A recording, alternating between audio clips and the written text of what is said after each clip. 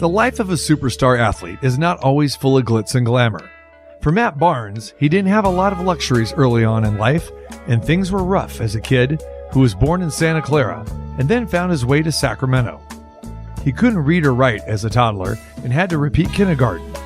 Living in Fair Oaks, Matt didn't have many friends, and kids in the playground didn't allow him to play sports. That was tough, especially when your mom was a yard duty teacher. With advice from his father, Matt began to fight his way into games. Years later, the athlete started to blossom. Attending Del Campo High School, Matt was a two-sport star. He was a high school All-American in both football and basketball. On the court, he was a scoring machine for the Cougars. On the field, he was a beast, scoring 28 touchdowns as a 6'7" wide receiver. He ran a 4.34 40-yard dash and had a 30-inch vertical leap. He could have played professionally in either sport. But all wasn't good in high school. Matt and his family had to endure severe racism, having a mother who was white and a father who was black. He didn't know where he fit in, and acceptance was hard. When his sister was a sophomore at the same school, she was the victim of bullying and racism. Matt, a senior, an older brother, decided to take matters into his own hands and beat up the bullies.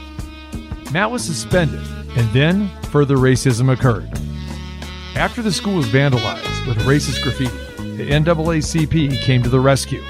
Matt and his family were forced to move out of the neighborhood. His time at Del Campo was bittersweet. After being recruited by nearly every major school in the country, he chose to play basketball at UCLA.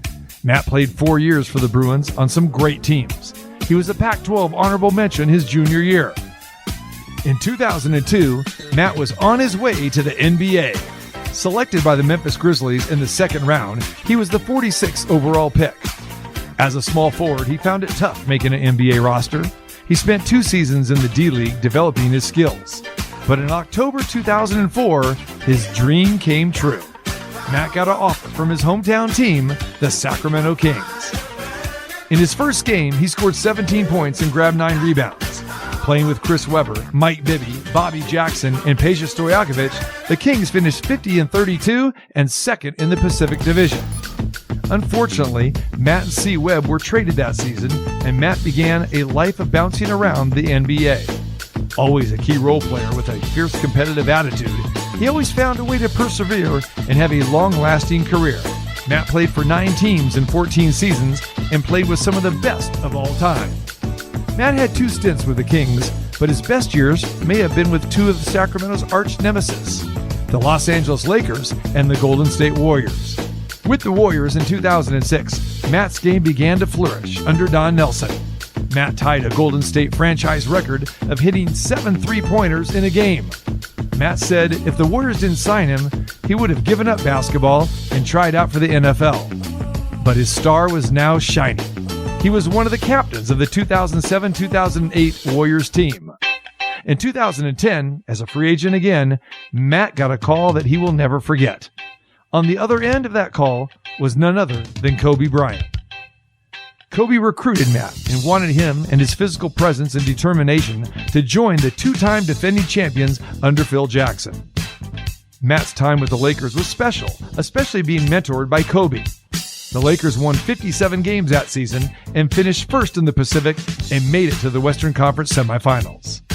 Matt's career continued to hit new heights. In 2016, he got to come back home and have a second stint with the Kings, where he had a very good year. But the next year was even better. 12 days after Sacramento released him, it came to a crescendo when he was back with the Warriors. This time, his teammates were Steph Curry, Klay Thompson, Draymond Green, and Kevin Durant.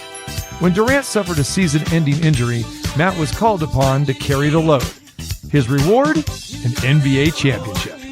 The Warriors finished the playoffs with a 16-1 record, the best winning percentage in NBA playoff history, and were clearly the best team of the era.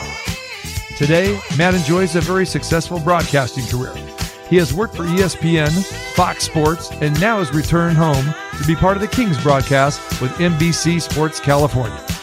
Matt's innovativeness secured him a unique spot in creating the show All the Smoke, which airs on Showtime and was voted #1 podcast. Matt, along with his co-host Steven Jackson, had the distinction of having the final in-depth sit-down interview with Kobe Bryant before his sudden passing. After a 14-year memorable NBA career, with a championship and playing with some of the biggest superstars ever, under several Hall of Fame coaches, and now a successful entrepreneur and broadcaster, we say, welcome home, Matt Barnes, with your induction into the Sacramento Sports Hall of Fame.